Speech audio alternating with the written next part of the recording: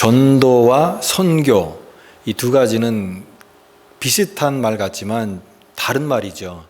전도는 국내 또 같은 문화권에서 복음을 전하는 것을 전도라고 하고, 선교는 타문화권, 문화가 다른 곳에서 복음을 전하는 것이 선교입니다. 예수님께서 이 땅에 선교사로 오신 것으로 생각할 수가 있습니다. 하늘나라 그 문화권에서 이 땅에 낮고 천한 곳에 인류를 구원하시기 위하여 이 타문화권에 오셔서 예수님은 선교사로 사셨고 또 이 땅 가운데 복음을 전하셨습니다. 그래서 우리가 그 복음을 듣고 하나님의 구원받은 자녀가 되었다라고 하는 이 성경의 구원의 진리가 너무나 놀랍고 또 너무나 은혜스러운 그런 것입니다. 오늘 이 선교에 대한 말씀을 같이 좀 나누기를 원하는데요. 선교에 있어서 우리 규례서에서도 그런 내용이 나와 있지만, 이 선교를 그냥 단순히 미션 이렇게 선교로 보지 않고 하나님의 선교다 이런 개념을 씁니다. 하나님의 선교. 하나님께서는 성경에 기록된 그 시대에만 역사하신 것이 아니라 오늘날에도 인류의 역사 가운데 하나님의 일을 지금도 그 하나님의 사람을 통하여 계속 하나님의 일을 하고 계신다라고 하는 개념이고, 단지 이것이 복음 전파 또 교회에서 개인적인 구원을 전하고 복음을 전하는 그것뿐만이 아니라 이 세상 역사 가운데 하나님의 목적을 이루어가는 모든 과정 전체를 담아내는 것이 바로 하나님의 선교의 개념인데, 여기에는 예를 들면 사회 정의, 그 다음에 이 세상 속의 복지, 그 다음에 억눌린 사람들, 또 짓밟힌 사람들을 해방시키고 또 그들에게 자유를 주는 모든 활동, 이 자유를 가져다 주는 모든 활동을 다 포함하는 것이 바로 하나님의 선교의 개념이다라고 하는 것입니다. 그래서 우리는 이 하나님의 일하심을 우리가 이 세상 속에서 보면서 그 하나님의 일에, 하나님의 선교에 동참하는 그런 삶을 살아가야 된다라고 하는 것입니다. 우리 성부, 성자, 성령 삼위가 계시고, 성부 하나님께서 성자 예수님을 이 땅 가운데 보내셨습니다. 파송이라고 얘기할 수 있죠. 보낸다라고. 그리고 또 성부 하나님은 또 성령님을 또 이 세상 가운데 보내시지 않았습니까? 파송하신 것이죠. 마찬가지로 오늘 우리 그리스도인도 하나님이 보내신 곳, 그곳이 우리가 통상적으로 이해하는 선교사들이 무슨 다른 나라에 가거나 뭐 이방의 어떤 다른 지역에 가서 선교하는 것만이 아니라 내가 살아가는 그곳을 하나님이 보내신 곳이라고 인식하면 우리는 모두 선교사이고, 내가 속해 있는 곳이 바로 선교지가 될 수 있고, 그런 의미에서 하나님이 나를 보내셨다. 나를 이 가정에 보내셨고, 나를 이곳에 보내셨고, 이 교회에 보내셨고, 그런 의미로 우리는 그런 생각을 가지고 하나님의 일에 동참하는 그런 일꾼이 되어야 된다라고 하는 것입니다. 저는 오늘 본문 말씀을 보면서 오늘 본문에 그런 단어는 없지만 여기에 선교라고 하는 그 주제를 깊이 생각하게 하는 본문이라고 생각이 됩니다. 제가 오래전부터 그런 얘기를 들어왔어요. 선교사 마인드. 선교사 마인드를 가지고 살아가라, 그런 말씀을 많이 들었어요. 꼭 우리가 어떤 교단이나 교회에서 파송받아서 어떤 지역에 가서, 예를 들면 뭐 아프리카나 뭐 남미나 또 뭐 오지 같은데 아주 힘든 지역에 가서 복음을 전하라, 선교사의 삶을 살아라, 우리가 생각하는 그 선교사의 이미지가 있지만 그것이 다가 아니라 오늘 내가 살아가는 곳을 선교지로 생각하고 하나님이 보내신 곳으로 인식하면서 살아가는 그런 삶, 그것이 바로 이제 선교사적 마인드. 그래서 우리가 그런 생각을 가지고, 그런 의식을 가지고, 그런 관점을 가지고 살아가는 사람은 선교사다, 선교사적 마인드를 가지고 살아가는 사람이다 라고 말할 수 있는 것이죠. 특별히 오늘 본문 말씀을 읽으면서 예수님의 마음, 오늘 짧은 본문이지만 이 본문 속에 나와 있는 그 예수님의 그 마음을 좀 읽을 수 있고 그 예수님의 마음 우리가 배울 수가 있다면 우리가 그런 마음을 가지고 살아갈 수 있다 생각이 됩니다. 특별히 선교는 추수로 비교할 수 있는데, 추수, 복음의 씨를 뿌리는 것입니다. 그리고 그 복음의 씨가 이제 자라서 열매가 되지 않습니까? 그러면 그 열매를 잘 수확을 해서 추수를 하게 됩니다. 지금이 이제 추수철이지 않습니까? 좀 지났나요? 추수를 해서 그 곡식, 여름에 땀 흘려 일했던 그 모든 수고와 노동을 이제 그 열매로 이제 수확을 얻으면서 그 기쁨이 되는 것이죠. 그래서 이 추수를 해야 되는데 바로 이것은 한 영혼을 추수하는 것과 똑같은 것이 선교이고, 오늘 그 추수를 위해서 주님께서 오늘 본문 말씀에서 말씀하시는 것은 일꾼이 필요하다. 그 추수할 일꾼이 모자라는데 그 일꾼을 보내달라고 기도하라. 일꾼을 찾으시는 그 주님의 말씀이 여기에 담겨져 있는 것입니다. 오늘 본문의 배경은 갈릴리 지역에서 이제 2차 갈릴리 지역의 그 사역의 그 배경을 두고 있습니다.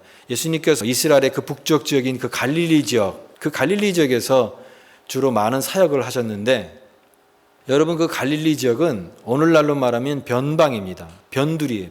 그리고 그 당시에는 이제 로마가 지배하고 있었기 때문에 로마에 세금도 많이 내고, 또 중간에 있는 지도자들이나 정치 권력가들이 많은 그 수탈을 했기 때문에 거기 사는 백성들의 삶은 아주 피폐하고 가난하고 참 힘들었던 거죠. 그래서 여기서도 예수님께서 이 갈릴리 사역을 통해서도 사람들의 모습을 보고 계시는데, 그 사람들의 모습이 죄와 질병으로 고통당하는 그 무리들의 모습을, 그 고통을 보시면서 슬퍼하시는 그 예수님의 모습이 여기에 나와 있는 것입니다. 그래서 우리가 이 마태복음 이 9장의 그 앞부분에 보게 되면 예수님의 그 치유 사역이 많이 나옵니다. 예수님의 그 3대 사역이 3가지가 있는데, 하나는 가르치는 사역, 그 다음에 두 번째는 복음을 전파하는 사역, 천국 복음을 사람들에게 전파하는 사역, 그 다음에 세 번째가 뭐냐면 치유하는 사역입니다. 많은 병자를 고쳤던 것이죠. 그 예수님의 그 시대에 병도 참 많았습니다. 그러니까 우리나라에도 옛날에 보면은 뭐 60년대, 70년대 그 시대 보면은 사람들이 병도 많았잖아요. 뭐 몸에 뭐 청결하지 못해서 이 같은 것도 있었고, 뭐 코도 많이 나오는. 근데 왜 코가 나왔느냐 생각해 보니까 그게 이유가 있다는 거예요. 영양 결핍 때문에 코가 나왔다는 겁니다. 영양 결핍. 그때 뭐 잘 먹지 못했고 어려운 시절이었잖아요. 그러니까 그때는 더 많은 질병, 오늘같이 뭐 약이라든가 좋은 청결한 환경이 되지 않았기 때문에 가난한 그런 민중의 삶은 늘 질병, 또 어려움, 이런 것들이 항상 있었다라고 하는 것이죠. 예수님의 눈에 볼 때 이러한 병자들이 너무나 많았던 것이죠. 그들을 치료하는데, 옛날 성경에는 이 병자들의 병명을, 요즘에 그런 말을 잘 안 씁니다. 그런데 옛날에는 뭐 귀머거리, 절뚝발이 그런 말을 썼어요. 벙어리. 여러분 그 벙어리라는 말도 요즘에는 잘 안 씁니다. 그래서 벙어리 장갑도 좀 쓰면 안 된다고 얘기할 정도예요.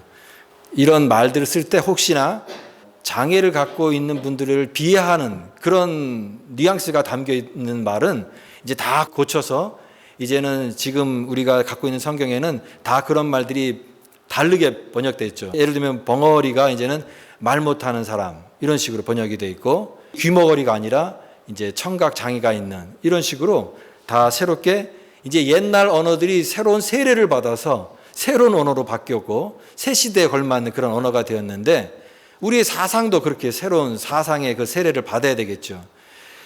아무튼 이렇게 많은 병자들이 있었고, 그들이 항상 예수님께 찾아와서 내 병 고쳐주세요, 나 이렇게 죽게 됐어요. 그럴 때 예수님이 항상 하셨던 일이 무엇입니까? 그런 사람들 불쌍히 여기면서 병 고쳐주는 그런 일을 하셨던 것입니다.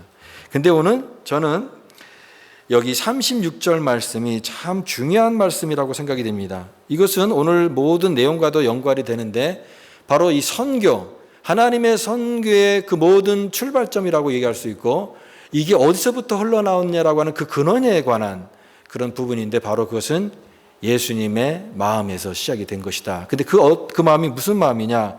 우리 36절 말씀을 같이 한번 읽어보겠습니다. 시작. 무리를 보시고 불쌍히 여기시니 이는 그들이 목자 없는 양과 같이 고생하며 기진함이라. 예수님께서 무리를 보시고 그 다음에 뭐라고 얘기합니까? 불쌍히 여기시고, 불쌍히 여기시고. 예수님의 마음이 이 사람들을 볼 때에 불쌍한 마음이 드는 겁니다. 근데 그 불쌍한 마음이라고 하는 것이 그냥 감정적으로 우리가 어떤 불쌍한 사람들 볼 때에 아유 저 안 됐다, 딱하다라고 하는 그런 감정적인 그런 수준의 그런 불쌍함이 아니라 그 영혼을 향한, 또 하나님의 구원으로부터 멀어져 있는 이 안타까운 영혼에 대한 그 마음으로 주님께서 불쌍히 여기셨다, 불쌍히 여기셨다라고 표현하고 있는 것입니다. 그런데 그 백성들의 그 무리들의 상태를 목자 없는 양이라고 했죠. 목자 없는 양. 여러분, 저도 이제 강아지를 키우다 보니까 이 동물을, 예전에는 그 강아지 키우지 않을 때는 그냥 강아지를 그냥 똑같이 봤어요. 길거리에 돌아다니는 강아지를 그냥 봤어요. 근데 키우다 보니까 그 동물에 대한 그런 애정이 생기더라고요. 그래서 만약에 뭐 길거리에 버려져 있는 유기된 강아지라든가 이런 걸 볼 때 이 측은지심, 불쌍한 마음이 생기는 거예요. 동물에 대한 그 마음은 약자에 대한 태도와 똑같다고 얘기합니다.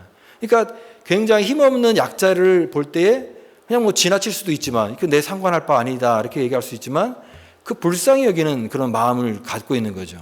근데 여러분 여기 양, 목자 없는 양과 같다. 이 팔레스타인 지역에 이제 목축을 하고 또 양들이 많으니까 그 비유를 빗대어서 목자 없는 양과 같다. 여러분 양의 특성을 좀 생각해 볼 필요가 있는데 양은 시력이 좀 안 좋다고 합니다. 시력이 안 좋고 또 양은 방어 능력이 없습니다. 무서운 짐승이 찾아와서 양을 달려들 때도 양이 무슨 공격할 수 있는 방어하는 능력이 없기 때문에 그냥 잡혀먹는 아주 그런 연약한 그 양입니다. 또 방향 감각이 뛰어나지 않아서 인도를 잘 해주지 않으면 양은 항상 이 길을 잃고 헤매게 돼 있다라고 하는 것입니다. 근데 그 양은 온순하고 특징이 온순하죠. 근데 또 온순하기만 한 게 아니라 고집은 또 세다고 합니다. 그게 양의 특징이에요. 양. 참 온순한데 또 고집은 되게 센. 그래서 양인데 오늘 목자 없는 양입니다. 목자 없는 양. 양들이 막 같이 모여 있는데 목자가 없는 거예요. 그러니까 양들이 어떻게 됩니까? 어떤 상태입니까? 이리저리 방황하는 거예요. 이게 가만히 내두면 양들이 그냥 다 사실은 뭐 죽는 거죠. 그러니까 너무나 안타까운 그런 상황들이죠. 그 양과 같은, 목자 없는 양과 같은 그 무리들, 그 사람들의 모습을 보면서 예수님의 마음이 불쌍히 여겼다. 이 한문으로 얘기하면 긍휼이죠, 긍휼. 긍휼이라는 단어는요, 그 창자라는 뜻이 담겨 있는 거 아시죠? 창자. 그래서 우리 말로도 애간장 끓다 그런 얘기 하잖아요. 너무나 깊은 고통을 느낄 때 사람의 그 창자가 끊어지는 듯한, 애간장이 녹는 듯한 그런 걸 표현하고 있는 것이죠. 영어로는 compassion인데 com 그 다음에 passion. 그 passion이 뭐냐면 고난을 말합니다. 고난. 그래서 우리가 예수님의 순환을 얘기할 때 passion of Christ라고 얘기하잖아요. 그 passion, 그 순환, 그것을 느끼는 거죠. 그러니까 이 불쌍히 여긴다라고 하는 이 말은 고통과 괴로움을 같이 함께 한다. 그런 뜻이 있는 것입니다. 주님께서 이 땅에 선교사로 오셨고 또 이 땅에 있는 갈릴리 지역에서 사역을 하셨는데 그곳에 있는 가난한 사람들 또 여러 가지 질병과 삶의 질곡 가운데 괴로움을 삶을 살아가는 그 사람들을 보면서 불쌍히 여겼다. 긍휼히 여겼다. 그 마음의 심장 창자가 끊어지는 듯한 그 고통과 괴로움을 같이 동일시하면서 느끼면서 그 마음을 느꼈다. 그리고 그 느낀 것만이 아니라 그 긍휼과 영혼권에 대한 선교의 구체적인 행동을 불러일으키는 그 시발점이 되었다라고 하는 것이 중요한 것이라고 하는 것입니다. 오늘 여러분 예수님께서는 오늘도 그 목자의 눈을 가지고 계시는 것을 믿으시기 바랍니다. 주님께서 우리를 보실 때 목자의 눈을 항상 잃지 않으세요. 우리에게 잃어버린 영혼을 향한 그 목자의 눈, 눈물 젖어 있는 그 눈으로 우리를 보시는 거예요. 예수님의 눈은 자기의 자녀를 아끼시고 돌보시고 끊임없이 살피시는 그 목자의 눈이라고 하는 것입니다. 여러분, 그렇다고 한다면 오늘 우리도 예수님을 닮아가는 하나님의 백성들이라고 한다면 우리도 그런 예수님의 긍휼의 눈, 그 목자의 눈을 닮아가야 된다라고 생각이 됩니다. 중국말에 샤오관 센스라고 하는 말이 있다고 해요. 제가 정확히 이 발음이 정확히 있는지 모르겠는데 샤오관 센스, 이게 무슨 뜻이냐면 나 자신과 무관한 일은 거들떠보지도 말라, 그런 뜻이래요. 이 중국 문화의 어떤 무관심을 대표로 특징하고 있는데, 예를 들면 길거리에 누가 넘어져 있다? 그거 일으켜주지 마라. 관여하지 마라. 남의 일에 괜히 간섭하지 마라. 왜냐하면 그렇게 도와줬다가 혹시나 너 무슨 안 좋은 일에, 억울한 일에 연결돼 가지고 너도 피해볼 거니까 웬만하면 그냥 남이 넘어지든 쓰러지든 피 흘리든 말든 그냥 너 일이나 해라. 이런 문화가 중국의 어떤 그런 문화 속에 있는 그 단어가 나올 정도의 여러분의 문화라는 것입니다. 바로 이건 무관심의 문화인 것이죠. 무관심의 문화. 그러나 여러분, 우리도 오늘 시대에 살면서 얼마나 그런 무관심에 젖어 있습니까? 그런데 오늘 예수님께서 만약에 그런 무관심의 눈으로 우리가 보셨다고 한다면 하나님의 선교는 일어나지 않았을 것입니다. 그냥 저런 사람들 저렇게 살고 저렇게 고통받는구나, 그냥 나와 그게 무슨 상관인가. 만약에 예수님의 그 눈이 그런 이성적이고 아주 냉정한 그런 눈이라고 한다면 하나님의 선교는 이 땅 가운데에서 일어나는데 굉장히 어려웠을 것입니다. 그러나 예수님의 눈은 이 사람들이 불쌍한 거예요. 길 잃어버린 이 양 같은, 목자가 없는 양 같은 그런 마음을 보니까 예수님의 마음에 깊은 긍휼의 마음, 정말 가슴이 찢어지는 것 같은 그런 아픔을 느끼면서 예수님께서 그들을 불쌍히 여기셨다라고 하는 것입니다. 오늘 우리도 이 주님의 목자의 눈으로 영혼을 바라보는 것입니다. 그러니까 선교사적 삶을 산다라고 하는 것은 그런 눈이 바뀌는 것이죠. 내 인생을 바라보는 어떤 그런 관점들이 바뀌는 것을 말하는 것입니다.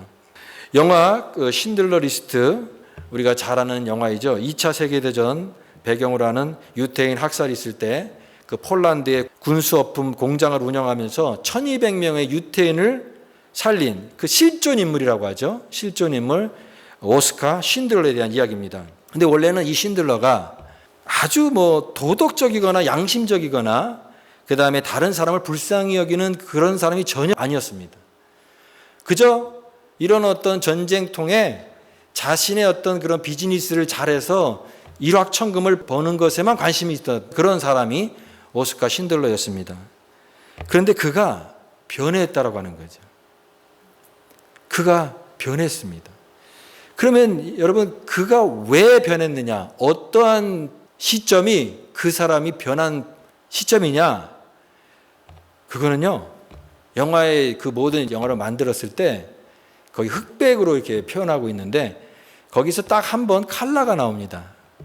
그 칼라가 언제 나오냐면 이제 독일 군들이 유태인들을 무참하게 집단 학살하는 그 환경 속에서 어떤 아이가 등장을 하는데 여자아이입니다. 그래서 그 아이가 빨간 옷을 입고 있는데 그것을 빨간색으로 표현했어요. 유일한 칼라. 그 모든 흑백 속에서 유일한 칼라가 그 빨간 옷을 입은 그 소녀였는데 그 소녀를 보게 되면서 그전에는 그저 유대인들이 자기의 어떤 생산 도구, 나한테 돈을 벌어다 주는 어떤 그냥 물건과 같은 아무 의미가 없는 그런 존재로 여겼는데 사람으로 보이기 시작한 겁니다. 그 한 생명이고 정말 그 영혼을 향한 그 불쌍한 마음이 들면서 이 신들러가 관점이 바뀌게 된 것이, 그게 계기가 되어서 그가 자기 공장의 어떤 그런 고용을 이용해서 유대인들 한 사람 한 사람씩 이렇게 구해내는 그 이야기입니다. 여러분, 예수 믿으면서 변화된 사람들은 대부분 자기의 인생 속에서 이 칼라 소녀를 본 사람이라고 얘기할 수 있어요. 사도 바울도 그전에는 예수님 믿는 사람들 잡아 죽이려고 그렇게 혈안이 됐지만 다메섹에서 예수님 만나고 나서 변했잖아요. 그때 그는 칼라 소녀를 거기서 본 겁니다. 베드로 의심 많고 또 겁장이고 두렵고 예수님의 그 3번이나 모른다고 부인했지만 그가 다시 부활하신 예수 그리스도를 만나고 나서 인생이 변했잖아요. 여러분, 이와 같이 하나님을 만나고 인생이 변화된 사람들은 자신의 삶 속에서 그와 같은 관점이 바뀌는 놀라운 변화를 겪게 되는 것이에요. 그럼으로써 삶이 변하고 주님의 눈을 갖게 되면서 이 세상의 모든 것들이 다르게 보이게 되는, 그래서 그런 하나님을 향한 헌신의 삶을 다짐하고 나아가는 그런 모습을 볼 수가 있습니다. 오늘 여러분은 인생 속에 살아가면서 그런 칼라 소녀와 같은 그런 변화를 경험한 적이 있습니까? 하나님께서 때로는 우리에게 삶에 바라보는 이 흑백 텔레비와 같은 인생을 새롭게 변화시키는 관점을 우리에게 주실 때가 있습니다. 그 얘기는 우리가 무슨 선교사가 되라는 얘기가 아닙니다. 내가 무슨 저기 다른 나라에 가서 선교사로 일을 해야 되고 헌신해야 된다라고 하는 얘기를 하는 것이 아닙니다.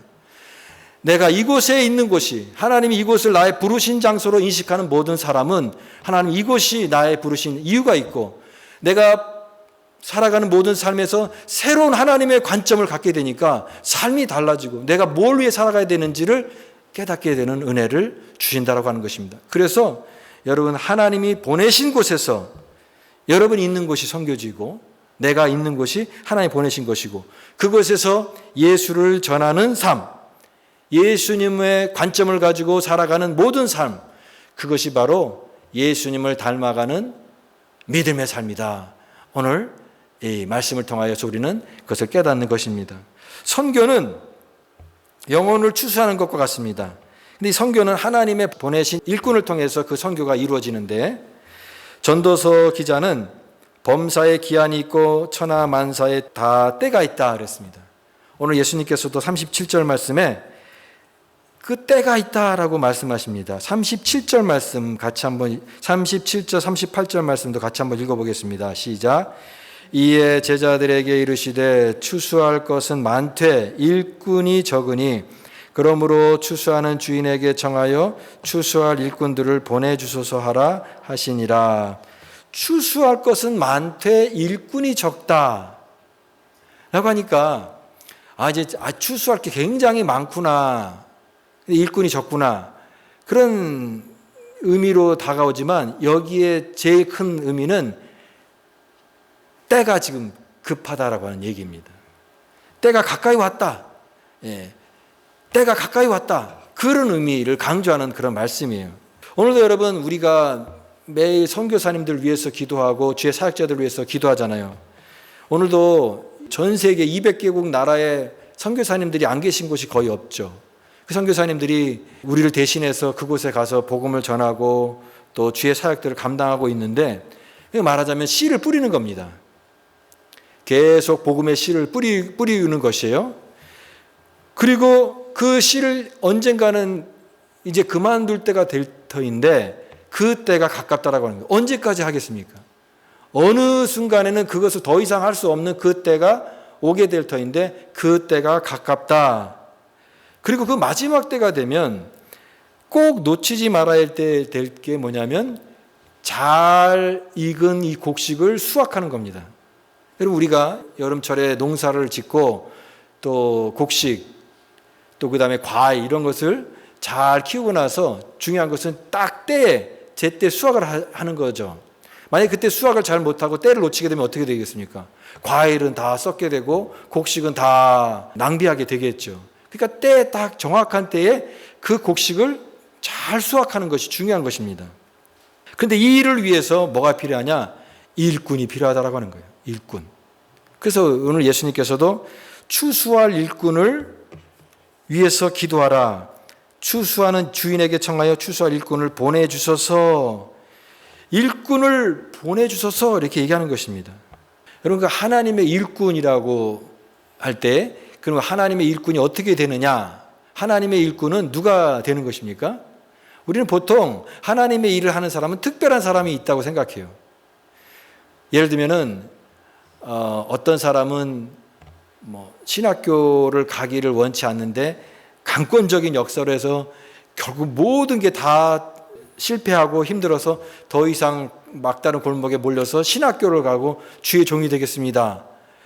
그런 이야기를 들으면서 우리가 생각하는데, 하나님의 일을 하려면 이렇게 강권적인 역사, 내 의지와 상관이 없는 하나님의 그 강권적인 역사가 있어야 되는구나, 이렇게 생각하는 거예요.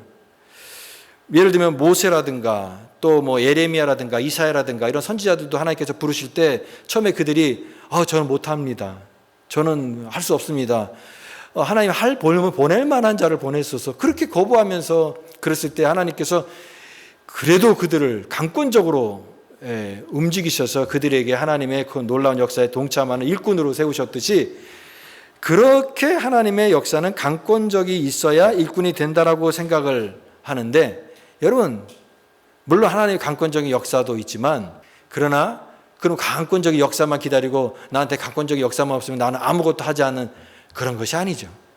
하나님의 강권적인 역사가 있지만 그럼에도 불구하고 우리가 그 일을 위해서 기도하고 또 그 일에 적극적으로 동참하고 하나님의 일에 함께하는 그 일이 있어 동시에 이루어져야 된다라고 하는 것입니다. 그래서 우리는 선교를 얘기할 때 가든지 보내든지 이렇게 얘기합니다.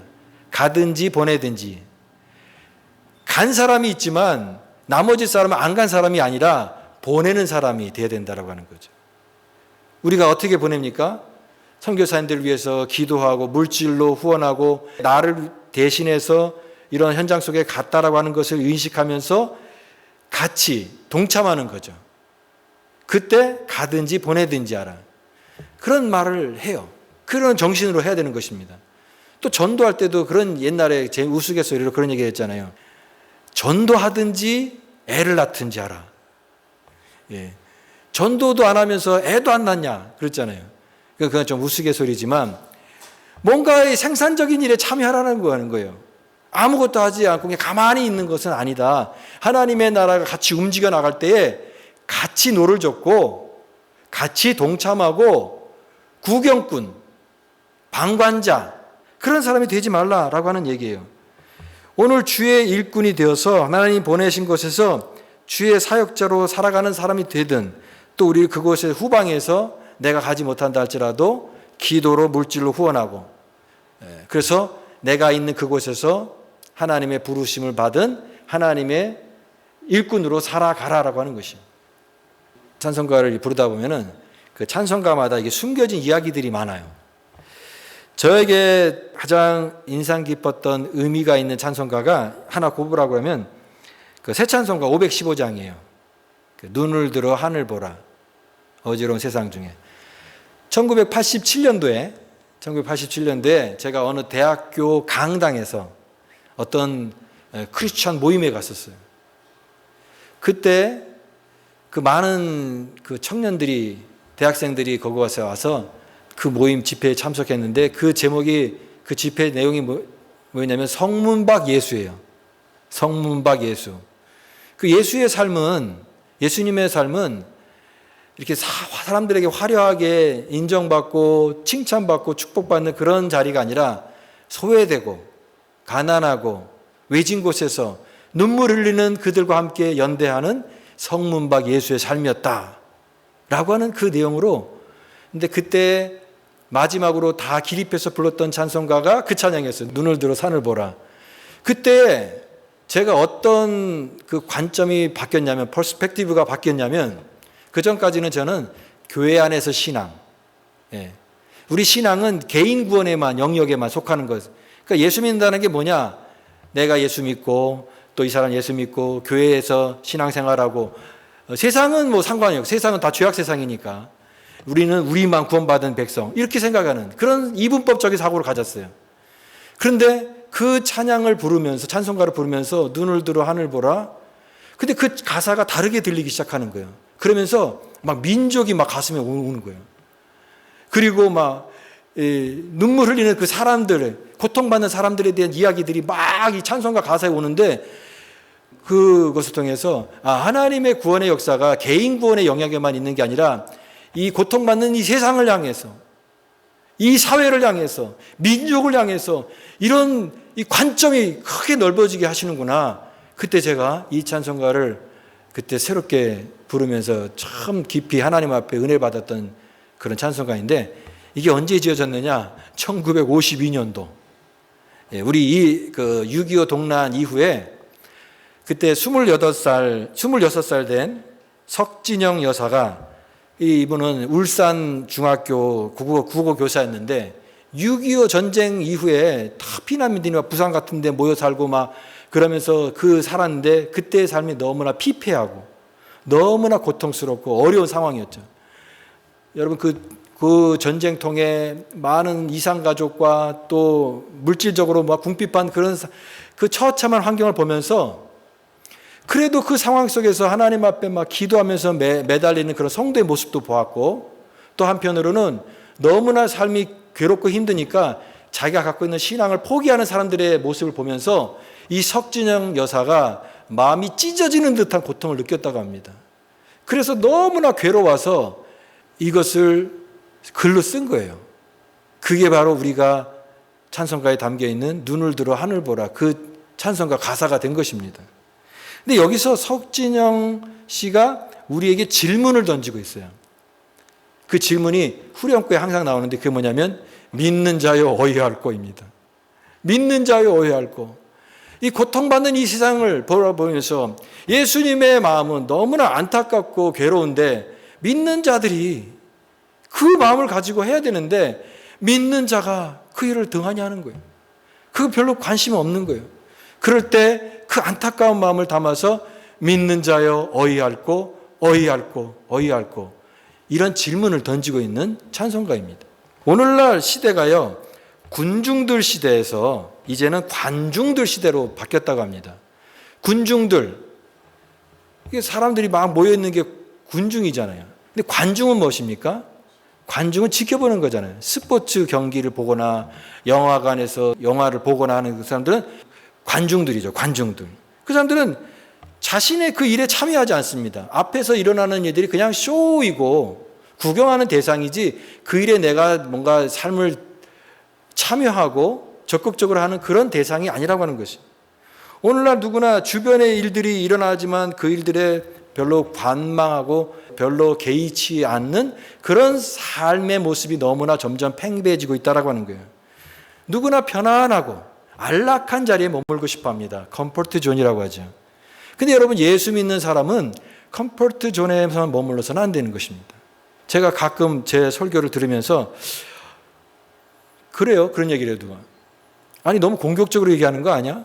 너무 이렇게 도전적으로 얘기하는 거예요. 좀 성도들에게 편안함을 주고 좀 안정감을 주고 좀 이렇게 위로해주고 따뜻하게 이렇게 해야지, 자꾸 막 도전하고 막 이렇게 불편한 감정을 일으키는 그런 설교를 왜 하느냐.